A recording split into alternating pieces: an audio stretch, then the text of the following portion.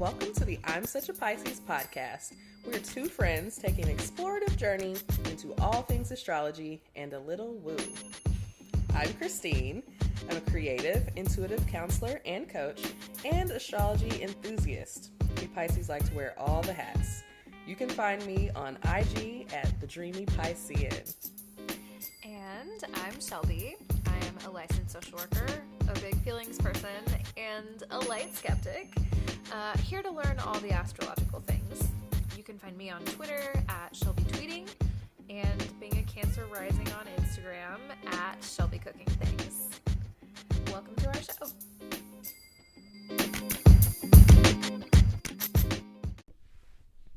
Hey friends, Shelby here. Welcome to the I'm Such a Pisces podcast. I am just here to give you a quick note at the top of the show to let you know that we have officially entered the shadow period of the upcoming Mercury retrograde, and with that comes all kinds of weird technical difficulties. So, as many of you may already know, Christine and I edit this podcast all by ourselves, and we had a little malfunction this week, so our recorded intro did not make it. But instead, we have some funny clips that Christine pulled that will become relevant as you discover what our meets are this week. So anyway, stay tuned in. And if the episode feels a little discombobulated, just know that that's why. So anyway, stay safe. Prepare for all the things that the upcoming retrograde is going to bring. And have a good day. We love you. Bye.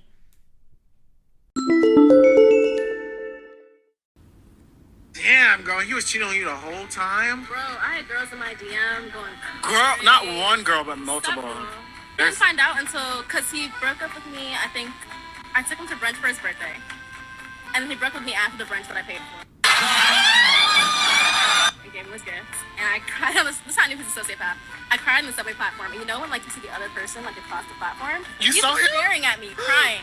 Excuse me?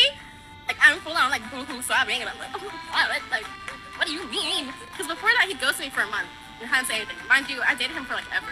Okay, girl. I'm not gonna drag you. It's okay if you can. But why did this man ghost you for a month and you He said he was took him out to the Girl, this is your Said you he had 4 moved? dogs. This is Really, your it was 4 bitches. but this was your that you moved. Yeah, if you say you're working and I want to support you, babe. You too strapped to see me, I get it. Delusional. The hopeless romantic society. Damn, girl.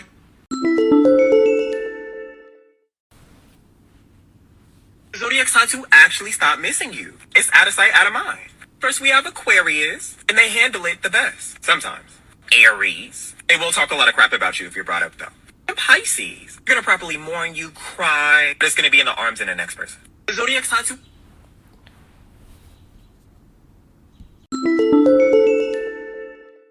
All right, y'all. Welcome back. I hope you enjoyed that clip. I love that our Pisces were mentioned and featured here on signs that, can move on, because yes, we can. Yes, we can. Yes, we can. Sí se puede. Yes, sí se puede. But we often have a little help from others, it seems. Yes, right in the arms of another, okay? Let me cry on your shoulder. Toxic trait. We love a toxic trait, Always don't got something lined up. Always got it lined up. Yes. So, y'all, this week, speaking of, in the arms of another, we are talking about breaking up, okay? We're getting into all the astrology of breaking up. So, to start off our relatable content, we are going to go to one of our favorites, journalistic mediums, Cosmopolitan magazine. And Cosmo is going to tell us when to break up with someone by the signs, okay? Okay. So, let's see. Yes. Aries. We're going to break up with Aries when everything becomes a competition. So, our Aries love a challenge. They love to win. And we love that for them, right? We love, an Aries trying to win us over because they're very, persuasive and persistent. Mm-hmm. But demanding even. Demanding even. But eventually that can, get old and you might start having conflicts. And so that would be a good time to let them go. Cut them loose. Cut them loose when they, Cut them loose. When they start creating conflicts for you, okay? And I'm sorry, I'm going to run through these a little quickly just so we can, get to our meets. And, we've got a few lists going on. So, like, we're just going to hit them quick. Taurus, we're going to let them go when they're no longer affectionate. So, Taurus is all cuddly vibes. We're comfy, we're cozy, like Venus energy. And so if they're not giving you that energy anymore, they're probably giving it to somebody else. So you just go ahead and let them go. Just let them. Yeah. Okay. Let them go. Noted. All these Taurians in my life, and I'm like, oh, okay. Cool. So, they're not giving you the cuddles. Cut them. Gemini. When Gemini gives you the silent treatment, it's time to go. Because we know Geminis love to talk. So, if we're not... Have you met me? Right. Like... I identify very heavily with that moon sign. Yes. If we're not giving you... I never shut the fuck up. Yes. And if you're not giving you that energy, again, who are they giving it to? Somebody is getting the energy. Because they got to talk. It's got to happen. Get it out. It's got to get out.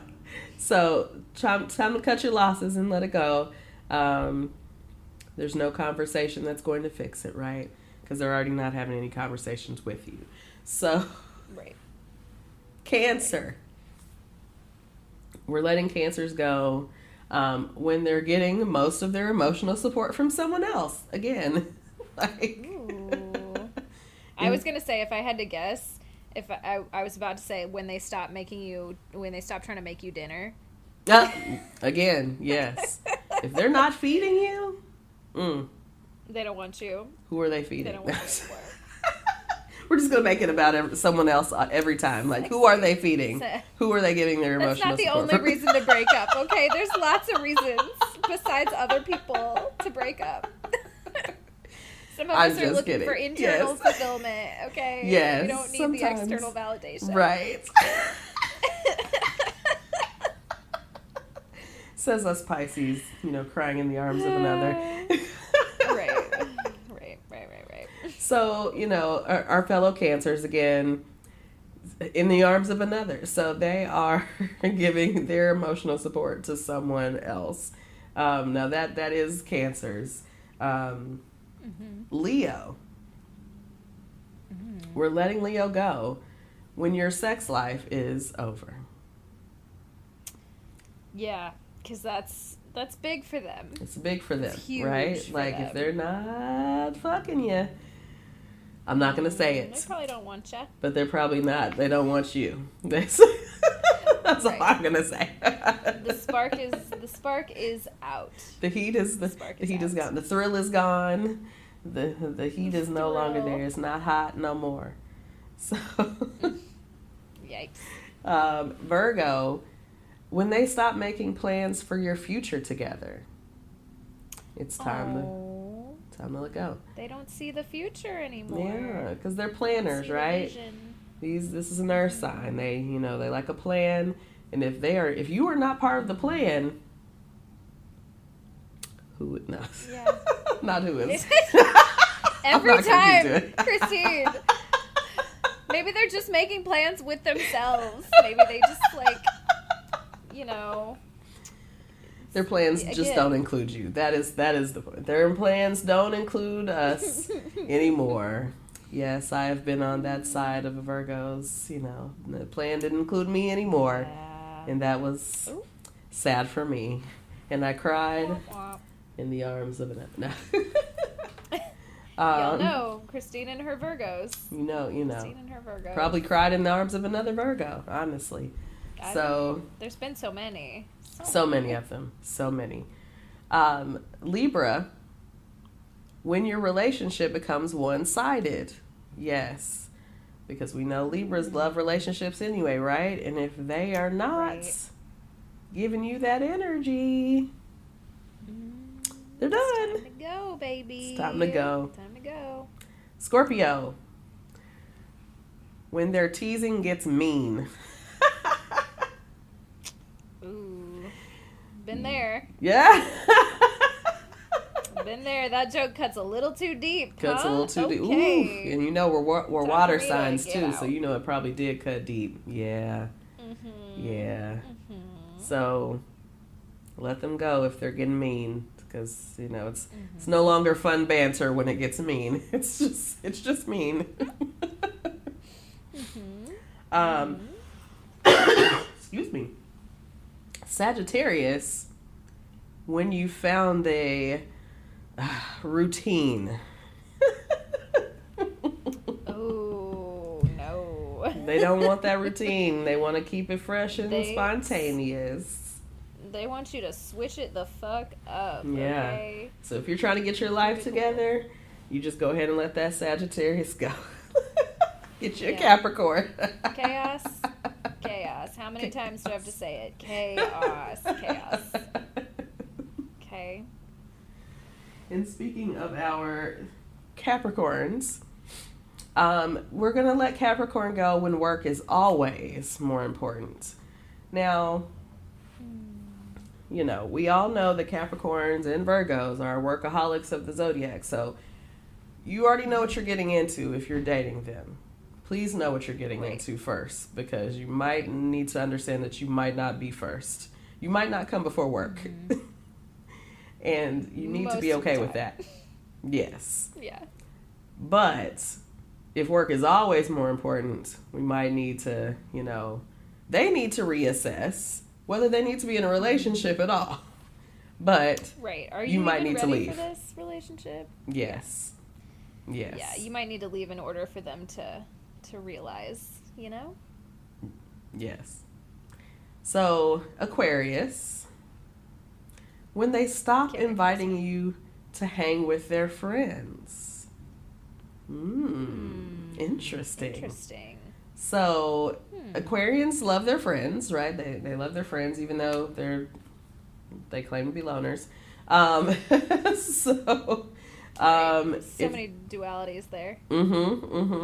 So if you know, they like their friends, if you've been around their friends and now all of a sudden they're not inviting you to be with their friends, that's not a good sign. If they hide you. Ooh. Yeah. Yeah. So, last but not least, of course, is our Piscean fish friends. We're going to leave a Pisces when they no longer care. If they're not showing you that they care, if they're not giving you their compassion and their empathy and trying to love on you, we already know where they are. So, we've already said. Yeah. Pisces isn't going to take care of themselves. Pisces is going on to somebody else. You keep saying that. We are. We all contain so many multitudes, okay? We do contain multitudes. And we will take care of ourselves after we rebound into the arms of another. We have to rebound first, and then we're like, oh yeah, I gotta take care of me. All right. Yeah. Yeah, no, that's fair. That's fair. We gotta get our needs met. Everybody's getting their needs met, okay? The Pisces, we think we want the streets. That's the thing. We do think we want the streets. We're like, I want to get in the streets. Let me get in these streets. Man, it's like exciting for a little bit. I just was having a moment where I was like, yeah, hot girl summer, here it comes. And now I'm just like, actually, I don't know. That doesn't, do I want that? I don't, feels not good for my healing girly. It does, yeah. You know, in Pisces, you know, we like to, you know, we like to be healed. We don't like to be out here just, you know, we got too much going on emotionally to be just too chaotic. So putting Eventually, all we that gotta energy reel out it there in. for that many other people. I don't have enough, like, I don't have the mental capacity, like, the way that I feel like we as Pisceans love. We love a little project. We love to fix people. We love to be like, I'm gonna come in here, I'm gonna do some witchy shit, I'm gonna heal you. And like, I can't be doing that with a full roster. Like, Right. Right. I can't keep all of your traumas straight. I'm so sorry. Like, yes. And honestly, like, one of the things that has been kind of, I don't know, convicting me, and like, it's such a Christian word, I don't know. It's like convicting. Conviction. Like conviction. It gives me church all over again. But one of those things is like, thinking about the energy that you take in, and we already, again, like a lot of us water signs, Pisces, we do healing work.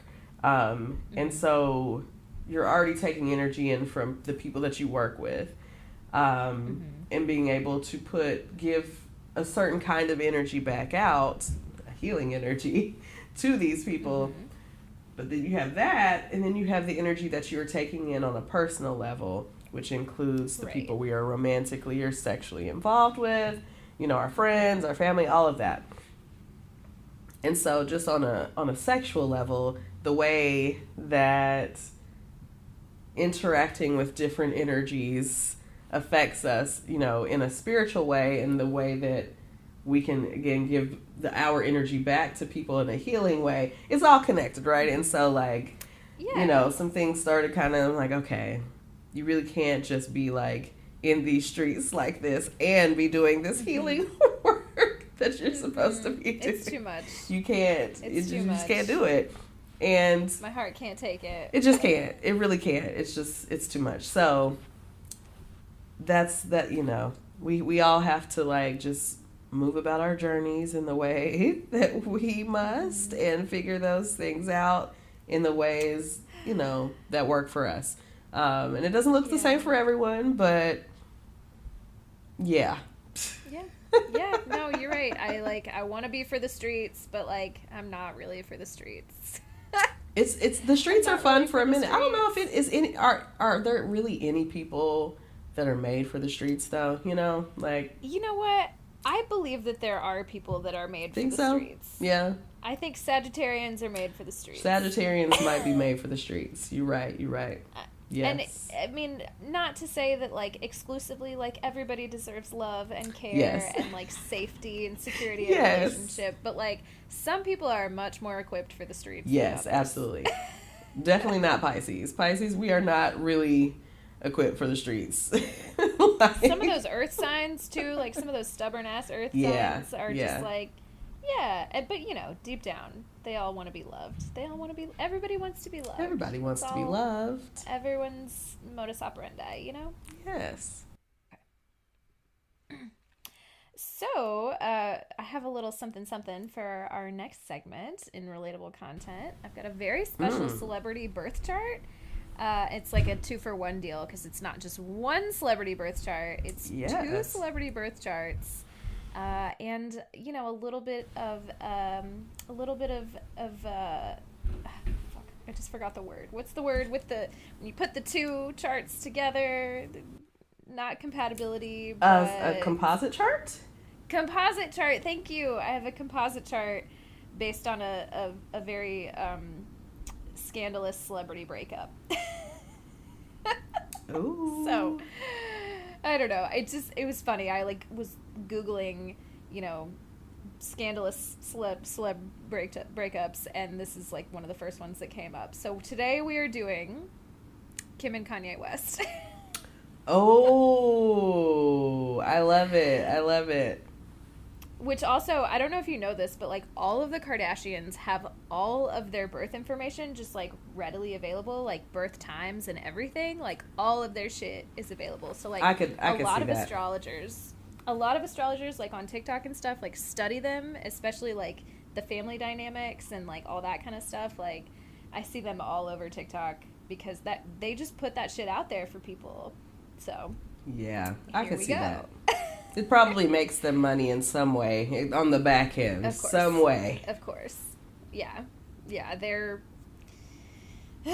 you know, we can feel how we feel about them, but either way, I thought It is on what the it theme is. of breakups, this is a pretty good one. Yeah. So we're going to start with looking at Kim. So Kim Kardashian was born on October 21st, 1980. She is a Libra sun, a Pisces moon. Mercury is a Scorpio Mercury, Virgo Venus, Sagittarius Mars, Virgo Jupiter, Libra Saturn, Scorpio Uranus, Sagittarius Neptune, and then Libra in Pluto. She also has her North Node in Leo, her Chiron in Taurus, keep that in mind for later, Sagittarius Ascendant, and then the MC, the medium Coli or whatever Coli in Virgo. Uh-huh. So that is her chart. And then, of course, we have the very problematic Kanye West. Feel how you feel about Kanye, but, you know, I still listen to College Dropout sometimes. Because I just can't not. Hey, I understand. But as we may suspect or know, just like many, many famous rappers, he is a Gemini sun, also a Pisces moon. Oh, that's right. Then, That's right. And then he is a Taurus, Mercury, Venus, and Mars. So, interesting. Also, Jupiter is in Gemini, Saturn is in Leo, Uranus is in Scorpio, Neptune is in Sagittarius, and then Pluto is in Libra. He also has his North Node in Libra, and also his Chiron in Taurus. So that's what we have for Kanye. Okay. So just I'm gonna put you on the spot for like 2 seconds. Yes.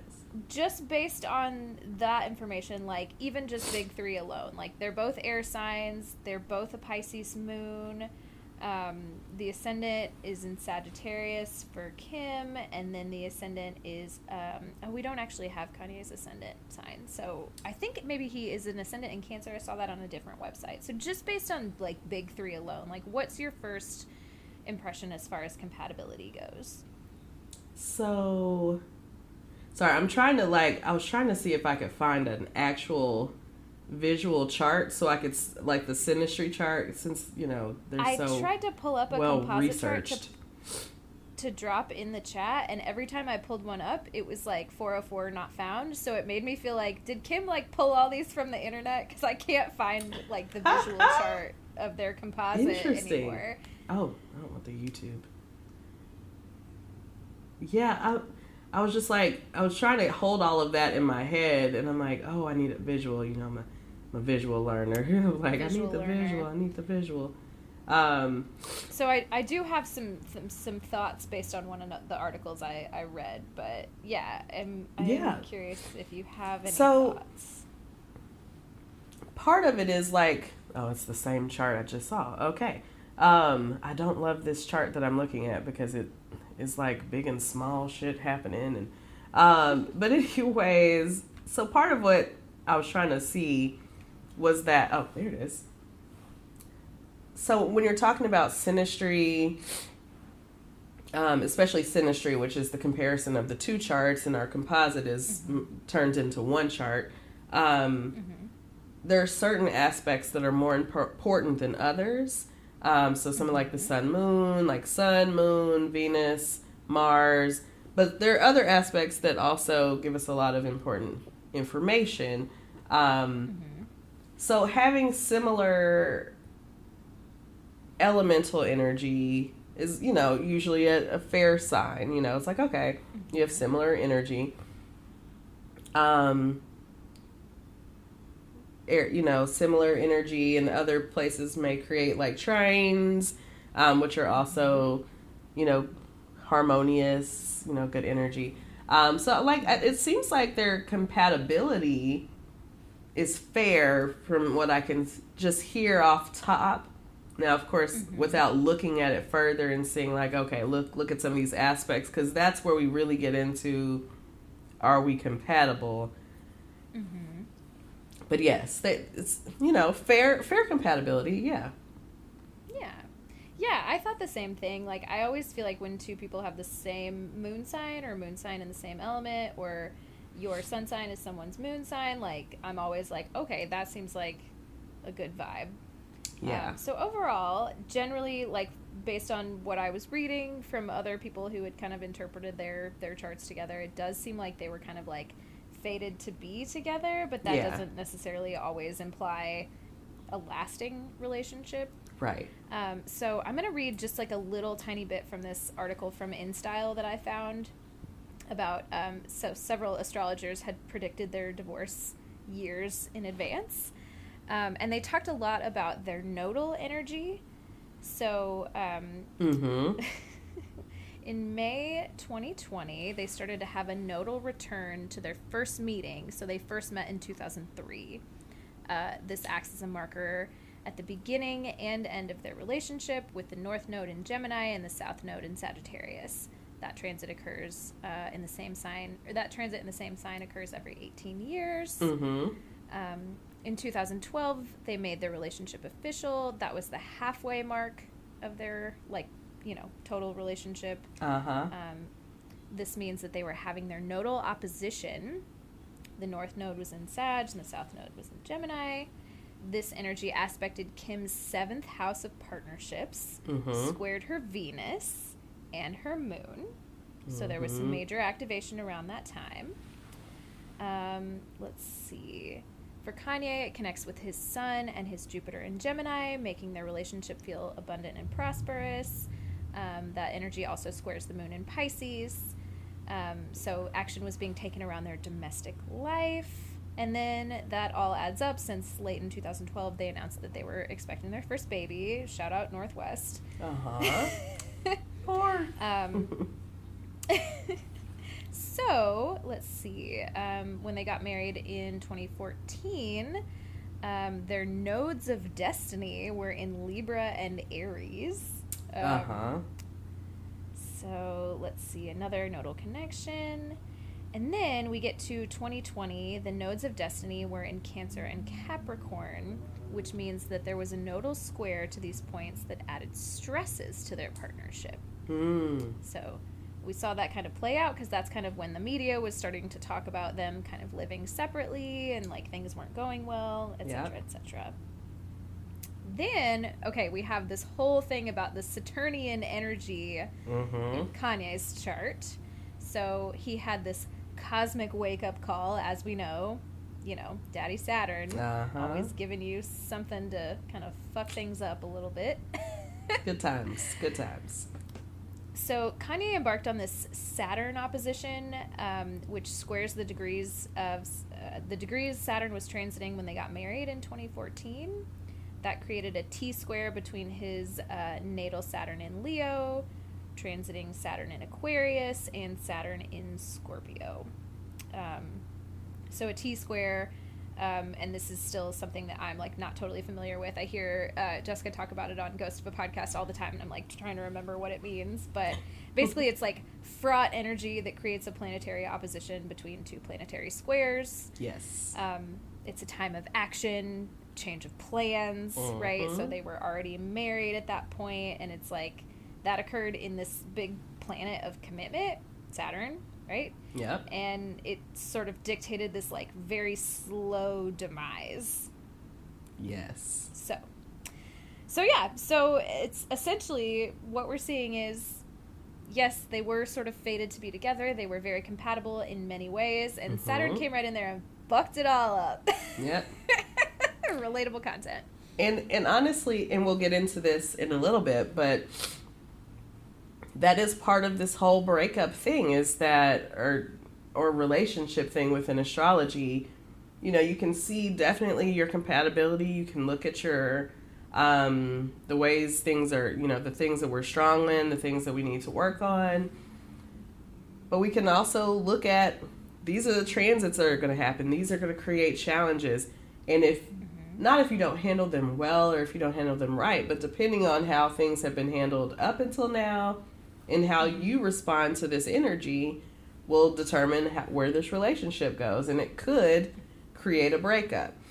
Because again, astrology is not like a psychic. Like astrology is not like, it's definitely going to happen. We still have free will. But the energy can be so heavy, you know, it could be so strong that like it's difficult to overcome. And it sounds like there's just like a lot of things that were just a little too difficult to overcome for them. And for a lot of people, you know, they're just energies that pull you in a different direction. And you just, it's just the end.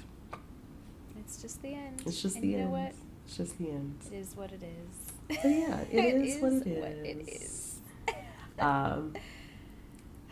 So on that note, yeah. Do you want to take a quick break? Take a little break? Yeah. Welcome back, y'all. We are here after a bit of a break. A little bit of a break. A little bit of a break.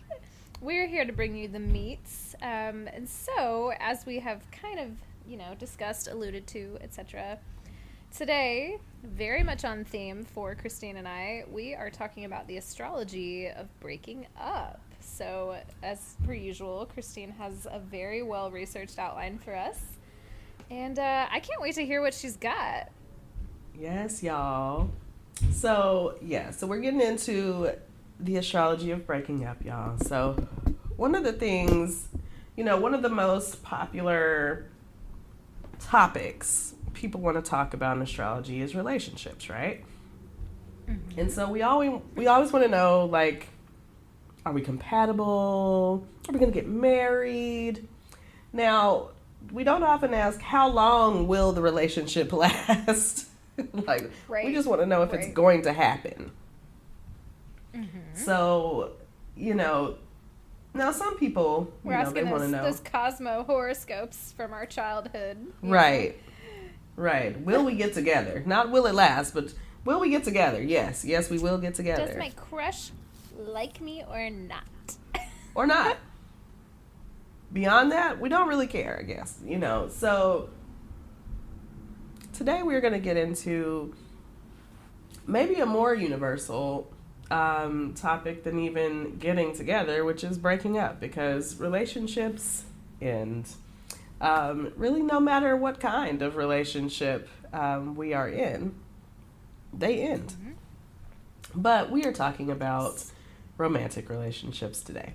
So we'll stick to that. Side note, maybe at some point we should do a friendship breakup episode, because I don't know if you've ever had a friend breakup, but like those are hard. Those are really hard. And I mean, you know, honestly, you could probably use these same predictors. Maybe not all of them, but probably many of the same predictors to predict the end of a relationship, because you're really just looking at, you know, those charts to see those, the transits and maybe some of the aspects that may be occurring, or some of the things that you might have to work through, challenges you might have to work through. Those things might still appear with a friend. So it might be some of the same things. We'll see. We'll jump into it. So let me see. Okay, so we Pisces are, you know, we're no strangers to a breakup. You know, we find ourselves in the arms of another, but we are heartbroken. Our little romantic hearts are often broken. So we realize that the fantasy that we have created in our heads is not the reality. It's not the reality. No. So, you know, the question is, can astrology tell you when your relationship will end? What do you think? Can it? You tell me. I don't know. You know, well, it's complicated, right? As most things are in astrology. It's complicated. And in life. Yes. Yes and no. The question, the answer is yes and no. So, as a reminder, I think I said this earlier in the episode, Astrology cannot predict events that will definitely happen. That's more in line with a psychic prediction. Maybe if you're seeing someone with a little extra gift. We've got free will. We have free will. Yes. Yes. Now, again, if someone has a different gift, they might be able to tell you some things. But astrology is not, it cannot tell you anything definite. It's all about the energy present or what's to come that could lead to the breakup. So that's what we're looking for. So how will I know? How will I know? Always with my Whitney reference. Yes. Everybody sing the song. Okay. Yes. Get in your Whitney bag. Come on, y'all. Right. All right. So there's no one definite way to see a breakup in astrology, okay? So we're going to look at some different factors that can be some strong indicators. Okay. So we're mostly going to be looking at your transits to your natal chart or your solar return. Now, you might see some things in some other relational charts, right? So you might be able to see something in a composite chart that could show you some like really stressful energy. You might be able to see something. I think we're going to look at the solar return charts. Yeah. There's another chart that's in my mind that I'm thinking of. You might be able to see some things somewhere else as well. Like you can see challenges within a synastry chart. But again, the synastry is going to talk about, well, are we compatible? So we've moved beyond compatible. We're already in the relationship. So we're really looking at our composites as far as the relationship is concerned. But we're going to talk about natal chart transits and your solar return. So what we want to look at are outer planets that are maybe harshly aspecting inner planets. So those outer planets being Neptune, Uranus, and Pluto. And we want to be looking at inner planets such as the Moon or Venus. These are important, especially when we're talking about relationships. So this can also signify stress or strain on a relationship. So it's not always that these things are going to lead to a breakup, but if you see this and if you don't address it, you're definitely headed towards the breakup space, right? But if you can see this ahead of time and you can both be in the space to work on it and that work is successful, maybe we can move beyond it. Okay. So we got to do the work. We got to do the work, right? As in life, you got to do the work. Do the work. There's a great book called Do the Work. That is where we see our outer planets. Okay, so next we have Saturn. So like Saturn is like everyone has that exact same response, right? It's like, always fucking us up. Anytime we see Saturn. Fucking up a good time. The common like misconception really with Saturn is, especially when we're talking about relationships, is like you see Saturn, like an aspect with Saturn, you're like, oh shit, it's gonna end. Something's gonna go wrong. Something's gonna end. So because Saturn, brings challenges. We know that there's going to be challenging energy when Saturn is involved. So it makes us a little nervous, but Saturn always comes out on the other end. We have to remember Saturn does bring good things on the other end, but you just have to work through those challenges first. Right. That's right. So Saturn, our planet of, restriction, depression, pessimism, and separation in contact with Venus, the planet of love, beauty, harmony, and one-on-one relationships, often results in separations and breakups.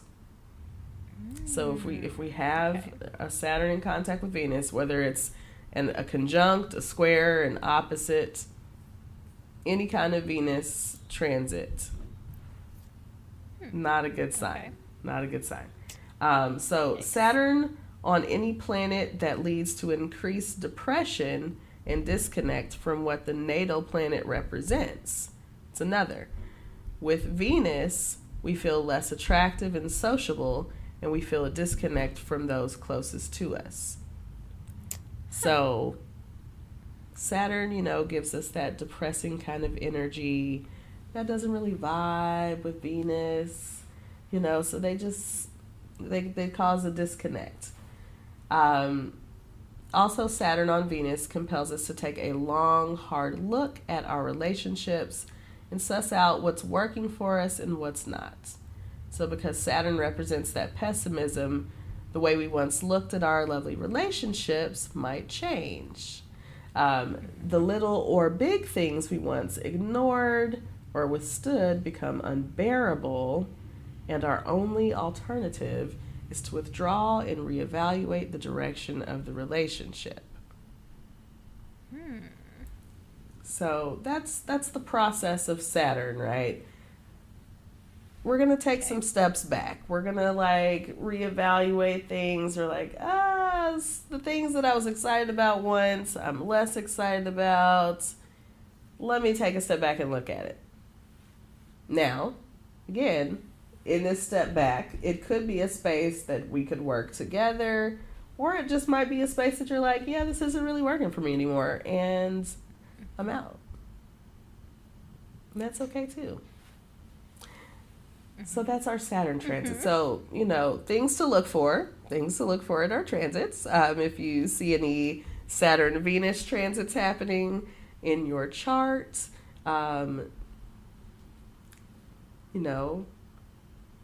you might be experiencing some energy that is similar to this.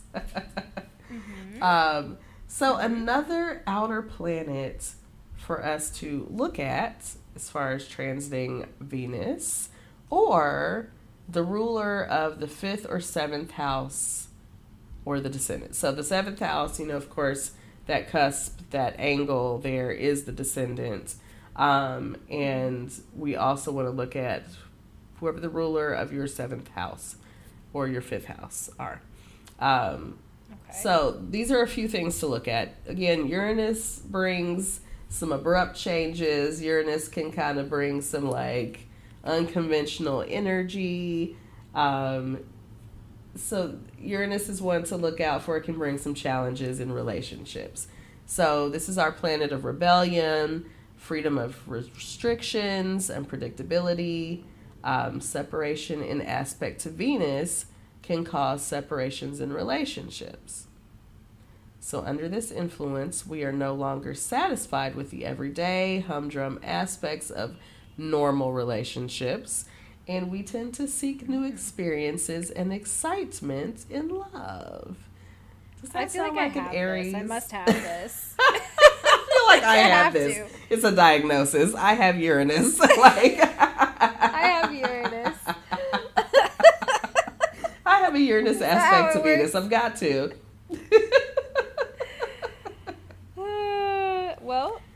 Well, we need to look at your chart. We need to look at your transits and see what's going on. You might have Uranus. I know.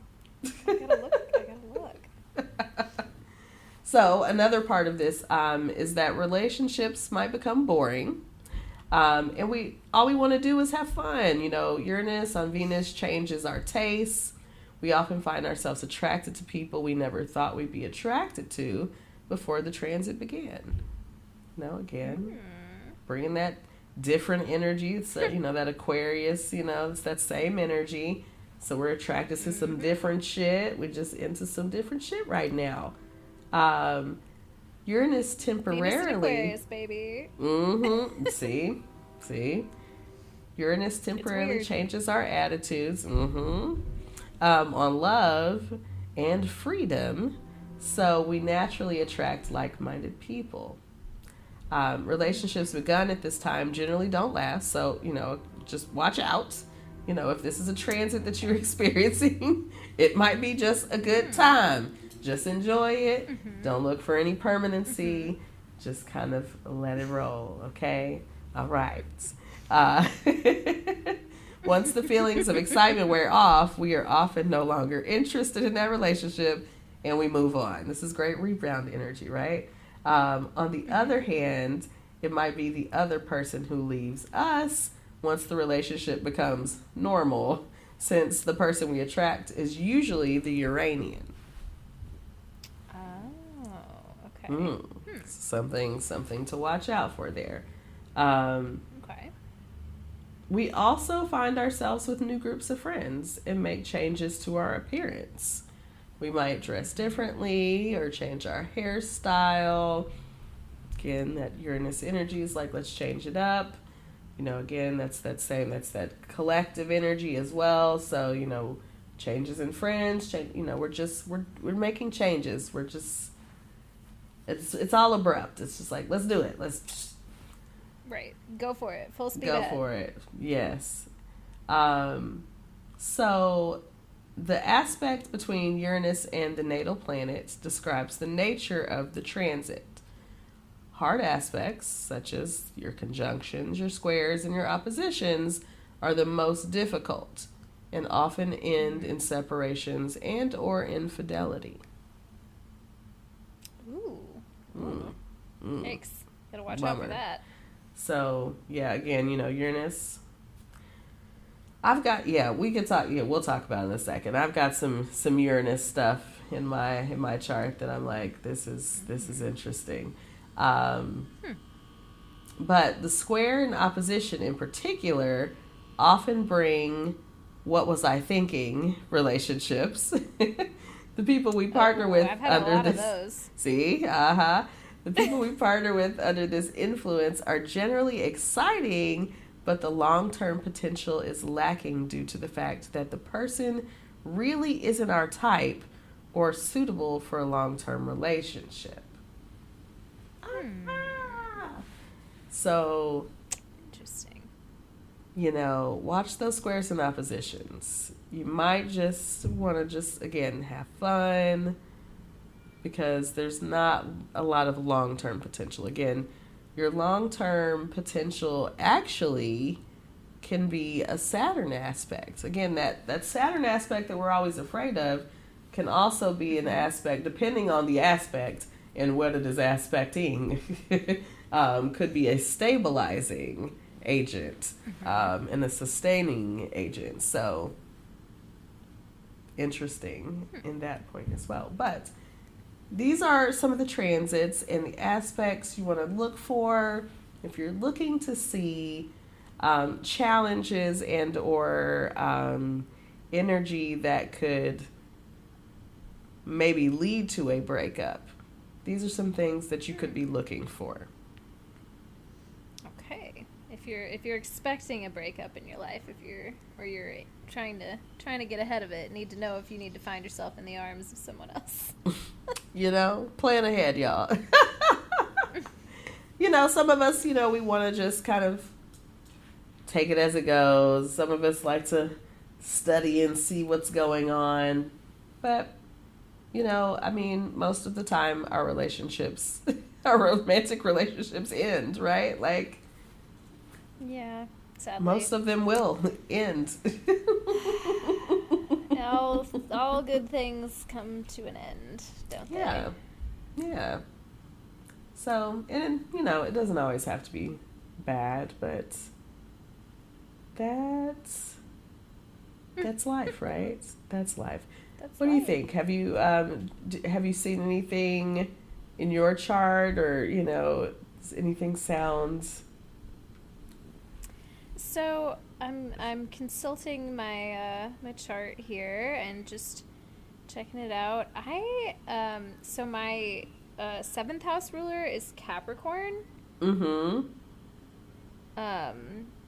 And yeah, I feel like my Uranus is also in Capricorn, so I'm just like what does that mean? Like, what what does that tell us? So your Uranus is in Capricorn. You said Capricorn is the ruler of your 7th house? Mm-hmm. Okay. So, okay, so your 7th house is your descendant. So, again, that's like the energy that's the energy that you're attracting. So, your descendant energy is really, that's what you're looking for. So, you're looking for a stable person who's responsible and structured. I think my 7th house also okay? I don't remember. It might be, maybe part of it is or something. I don't know. But I'm like, oh, there's something similar. No, it's not. It's Scorpio because my rising is Taurus. Oh. But I think it might, there might be some cap. Wait a minute. No, never mind. Nope, never mind. Not at all. Not at all. Never mind. Anyways, you're looking for someone with that kind of energy. So that tracks. I'm always seeking out the, like, I feel like everyone I've ever dated in a serious way is an earth sign. Mm-hmm. Or, you know, everyone that worked out well was an earth sign. Yep. Yep. Everyone that wasn't an asshole to me was an earth sign. Yeah. It tracks. It tracks. Like, yeah. Pisces do very well with earth signs, particularly Virgos and Tauruses and Capricorn. Well, all of them really, you know. Well, we do really well you just named all with Tauruses and like, Capricorns. Yeah. We do less well with Virgos, but we still attract Virgos. Too many similarities. Like, yes. It's just it's a little too close. That sister sign energy is like a little much sometimes. Yeah, we pull and we push. We push and we pull. So it's all sometimes about that's just too much. Yeah. Right. Yeah. So perfectionism really gets in the way. Mm-hmm. So yeah, that's our meets. I had an article on here, but I think I copied the same article, and I didn't think I did. Yeah, when to break up. Yeah, but I didn't. I thought I had two. I thought I had two different ones, but I don't know. So we have our StonerScropes today anyway, so we have plenty to get into after our break. Also, but you know, I can't say much more about the Astrology of Breakups without having a little cry fest on the pods. So I'm just not gonna. Oh no, you're good. You're good. No, this was just, you know, I just thought this was really interesting. I was in a space a couple weeks ago when I thought about doing this episode, and I was like, in a space, weren't you? I was in a space, yes. You know, I thought that I was, you know, at the end. Yeah, Christine was ready for this. We had a different episode lined up, and Christine can't. Mind you, I'm having an experience over here, and Christine's like, yeah, you know what? Same. And then now she's like, actually, never mind, girl. Never mind. Not never mind. Actually, you know, it's not over, but let's continue into this because who knows? It's always over every once in a while. It's like, you know, I think it might be over. And then like 2 days later, I'm like, oh, no, it's not over. Toxic. This shit's toxic.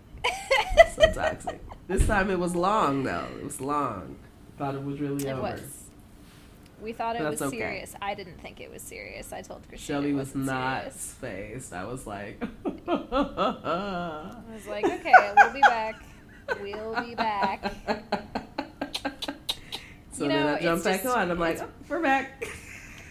I guess we're back. It's always so funny to me how people in your life who like talk to you on a regular basis, like, they just identify your patterns so quickly. And every time that happens to me where someone's like, hey, don't do this thing that you always do, or like, no, actually you don't need to worry about this because historically this is how it works out for you. Like, why can't I remember any of that shit? Because they're always like, yeah, okay, it'll be fine. Like, in the yes, moment I'm here you are to listen. Devastated.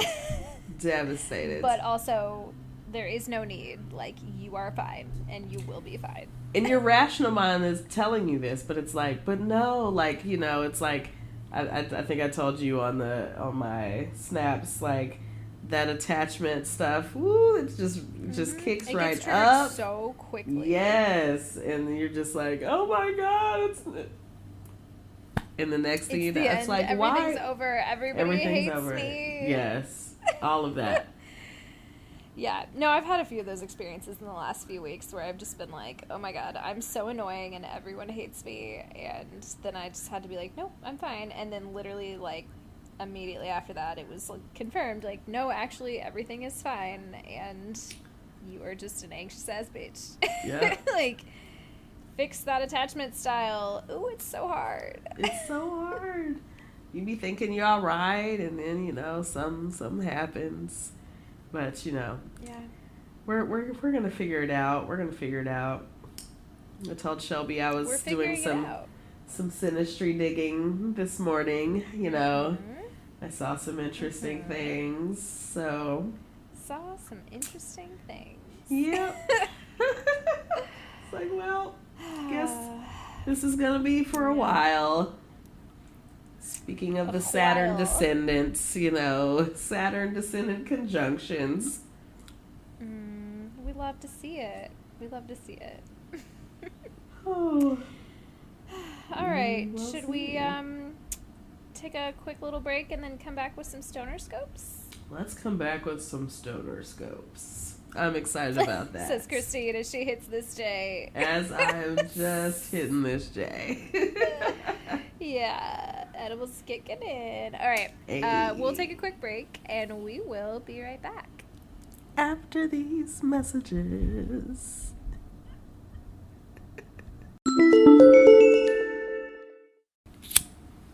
Welcome back, y'all. We're here for the StonerScropes. ASMR. Yes. God, I gotta take a picture of Christine. She's like such a vibe right now. She's got her J. She's got this plants in the background. Yes. It's really We're vibing. It's really something. We're vibing.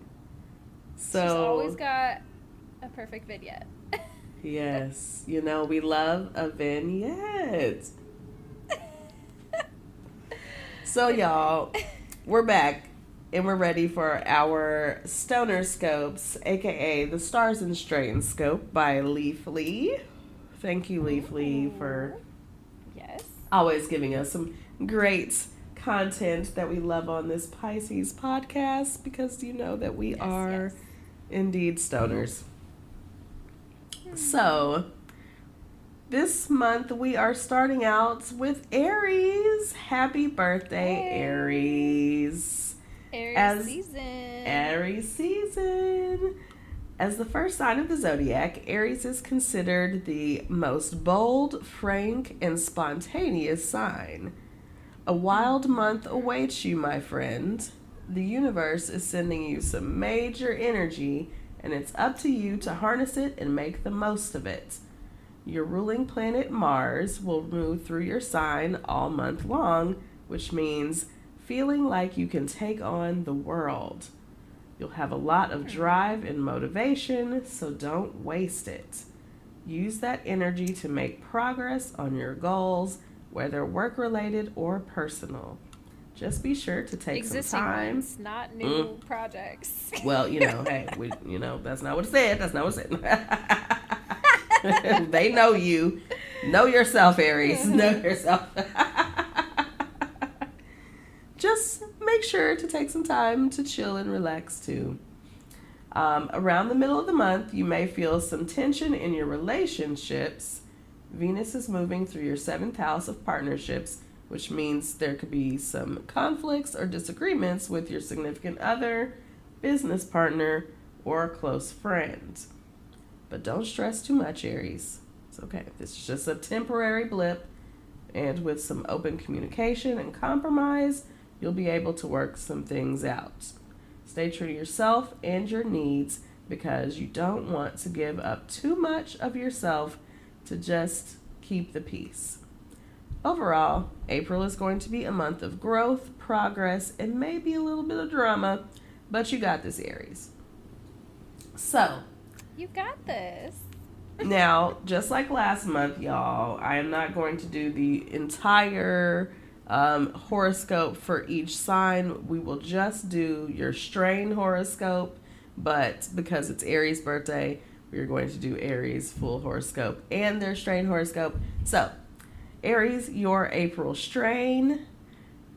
You are fiery and unconventional and rebellious.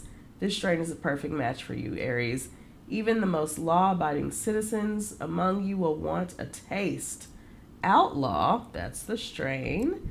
Outlaw's initial impact comes quickly and powerfully, but evens out to an uplifting, uplifting, clear-headed buzz over time.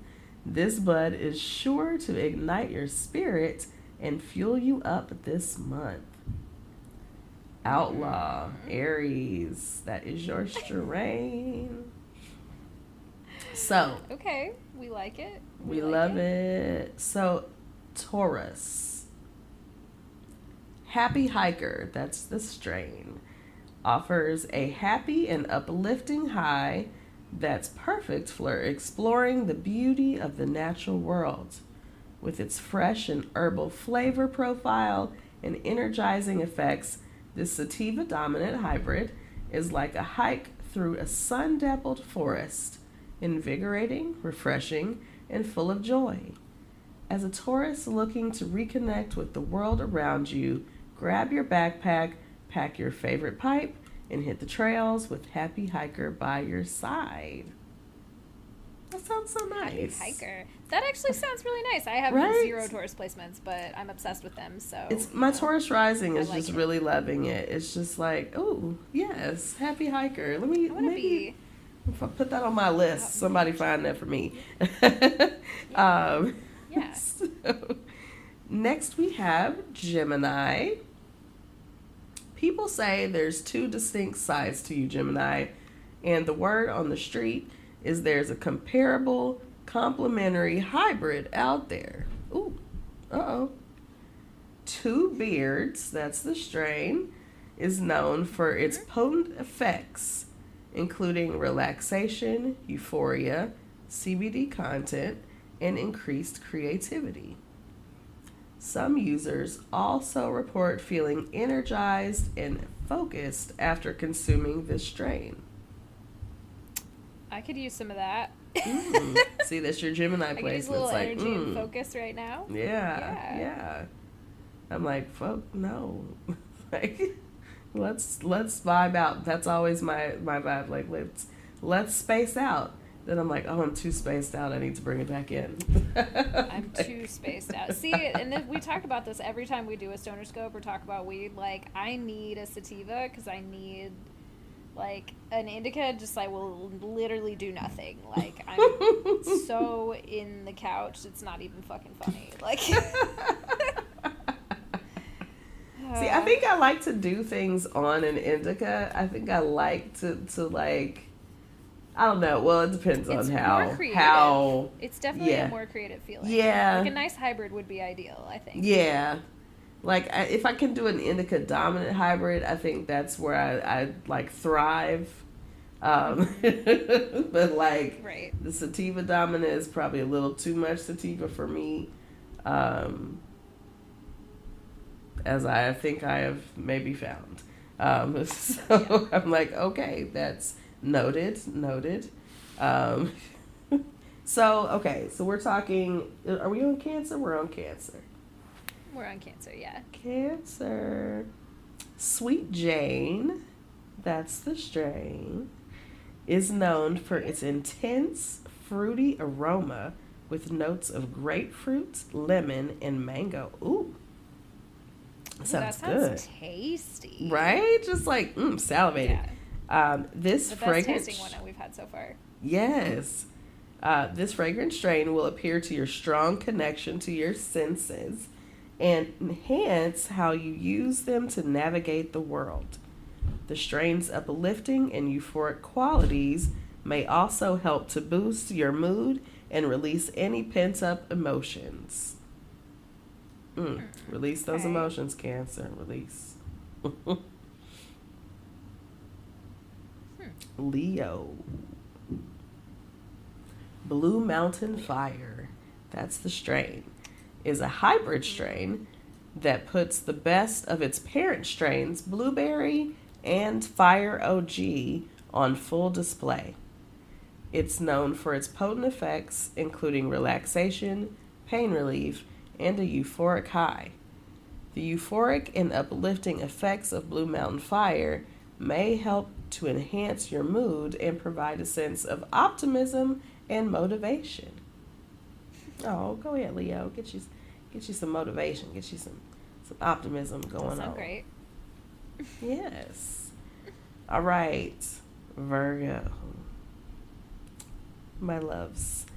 With this nutty and fruity notes, this hybrid strain is like a crunchy granola bar in bud form. But don't be fooled by its wholesome facade.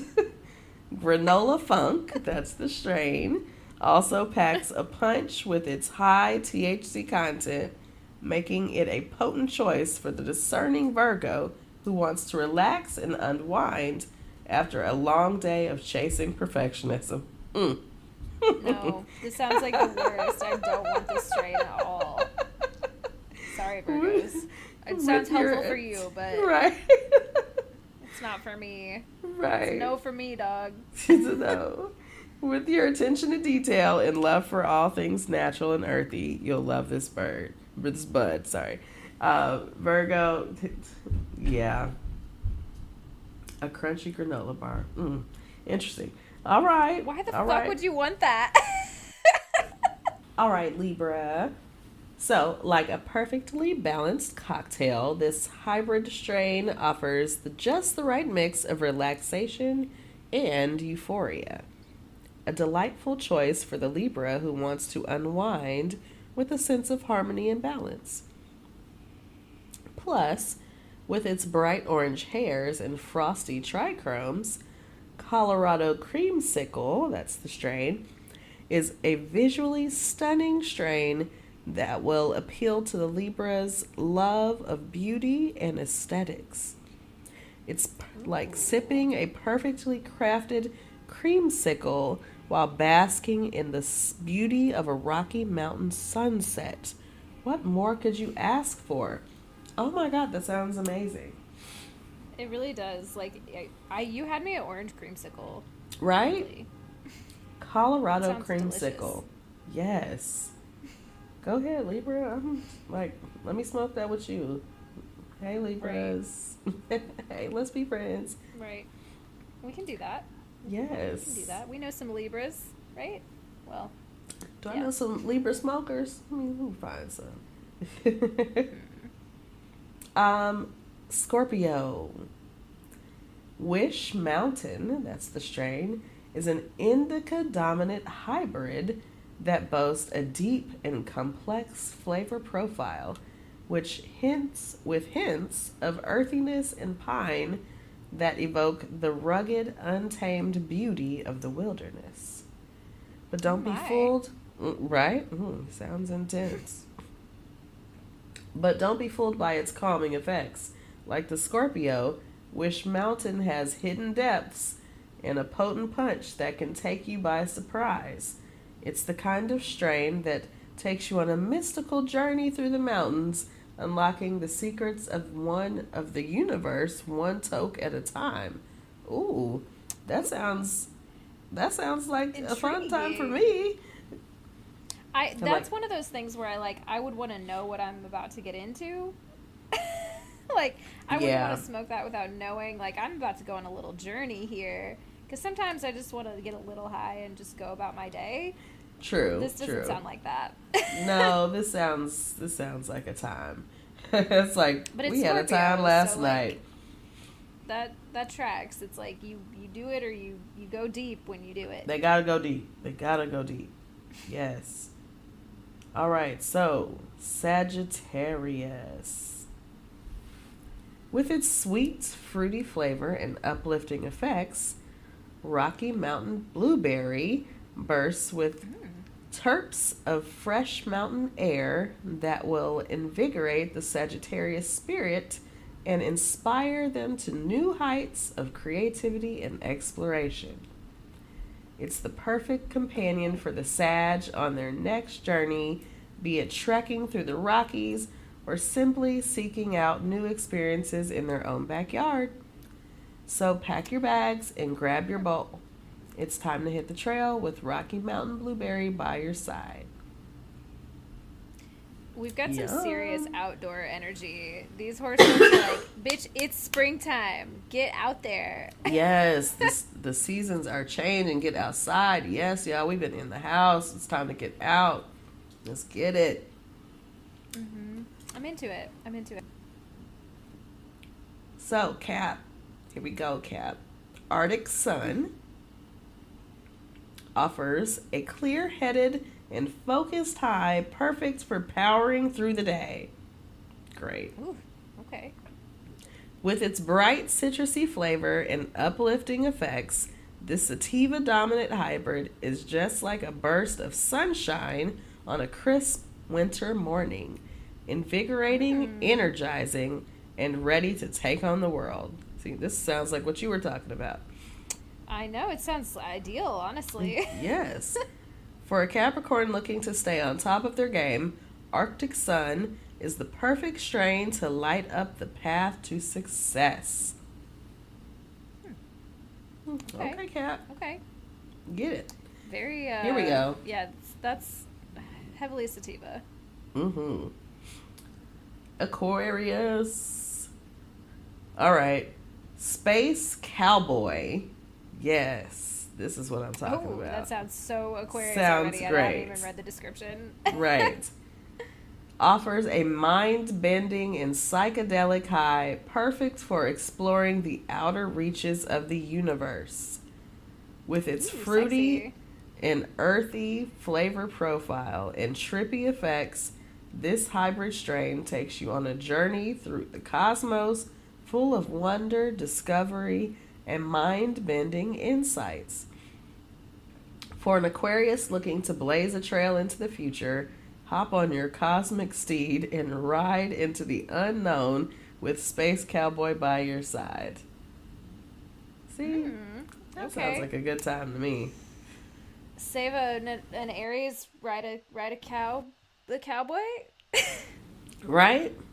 I mean, hey. And did we just do this one? Maybe it's different. No, it's different. Okay. So, Pisces. Rocky Mountain High offers a tranquil and serene high, perfect for tapping into the creative depths of the mind. Earthy and piney flavor profile and calming effects make this hybrid strain feel like a hike through the misty mountains full of mystery, enchantment, and endless possibilities. Should you want to unlock the secrets of the universe, take a puff on Rocky Mountain High and let your mind soar to new heights of imagination and wonder. Okay, so not to be confused with the Sagittarius Rocky Mountain Blueberry, but Right. that sounds nice. That sounds like a less intense version. Right. And I feel very attracted to that. I could do that. I could take a nice little hike, have a little euphoria. Yes. Those Little mystical. Everything's going to be okay. Misty. You know, it's a little more enchanting. Yeah, it's a little less, like, adventurous. We're just a little more calm and serene like with our shits. The perfect strain for you to be smoking on your, like, nature, like, adventurous hike when you are, it's the scene of your main character life that juxtaposes your crying and putting the bed frame together that we mentioned earlier. Yes. It's the perfect strain for that. Yes. Well, y'all, that's been our StonerScopes. Is that it? That's it, y'all. You know, as I light it up again. Yet again. I hope you've enjoyed this StonerScope. Look, like we don't have a podcast to wrap. Right. We Wrap it up. So, okay, y'all. Let's do some charts sometimes. Oh, yeah. Oh, my God. Please. Send us your information. Send us your information. Send us some questions. Like, let's get into your charts. Let's talk about some things, y'all. Let us know if there's things you want to talk about on the show. Send us voice notes. Email us. Our email is suchapiscespod@gmail.com. And that's spelled SuchaPiskespod@gmail.com. You can also drop us a line at suchapiscespod on Instagram, on Twitter, on Facebook, and of course on TikTok. So find us in all those places. Wherever you're listening to this podcast right now, give us a 5-star rating, maybe write us a little review, tell us what you liked. And you can even leave us a little commentary about things that you'd like us to do better, but still, please give us 5 stars so other people listen to this podcast. I would like to retire on this podcast, okay? Hello. Tell your friends, tell your mama, tell your wife, tell the person you just broke up with. You know, tell them to listen to the breakup episode. Check out your charts. I'm not going to do that, though. I'm not going to recommend this podcast to any breakup scenarios in my life. I don't think I need them to listen to that. Maybe not. Maybe not you. Maybe not you, Shelby. Yeah. But the people out there. That's okay. Everyone else out there. They're not talking about themselves on the podcast. Send us some voice notes about a breakup, Tell us about your breakup. So, Give what was us going the on. mess. I want to hear about your messiest Give breakup. us the I want to hear what the signs were. Yeah. Yes. Oh man. Yeah, we could do a little circle back about that if we needed to on the next episode. That would be so fun. That would be so fun. Send us some tea, y'all. Okay, y'all. So we about to peace out. Mm-hmm. We'll see y'all next week. Next time. Yes. Bye.